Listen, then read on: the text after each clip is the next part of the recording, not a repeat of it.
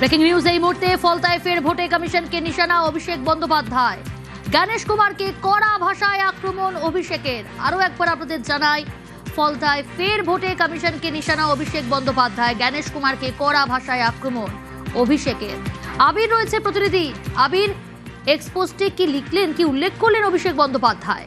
দেখো, ফলতার নির্বাচনের বিষয় নিয়ে নির্বাচন কমিশনের তরফ থেকে সিদ্ধান্ত জানানোর পর বিজেপি নেতা অমিত মালভিয়ার তরফ থেকে একটি এক্স হ্যান্ডেলে পোস্ট করা হয়। অভিষেক সেই অমিত মালভিয়ার এক্স হ্যান্ডেল পোস্টকে কোট পোস্ট করেছেন এবং সেখানে তিনি লিখেছেন যে বাংলা বিরোধী গুজরাটি চক্র এবং তাদের হাতের পুতুল হচ্ছেন গণেশ কুমার।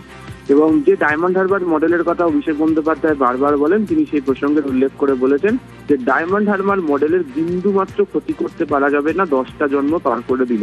একই সঙ্গে তিনি চ্যালেঞ্জ করেছেন যে গোটা দেশ থেকে যাদের খুশি তাদেরকে ফলতায় পাঠানো হোক, সমস্ত সব থেকে বেশি শক্তিশালী ব্যক্তিকে পাঠানো হোক, দিল্লি থেকে তাদের পছন্দের কোনো গডফাদারকে পাঠিয়ে দেওয়া হোক।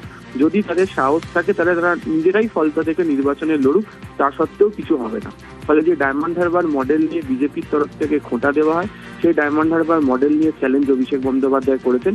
একই সঙ্গে তিনি তার পোস্টের মধ্যে দিয়ে গণেশ কুমারের ভূমিকা নিয়েও কটাক্ষ করে পোস্ট করেছেন এক্স হ্যান্ডেলে। বেশ।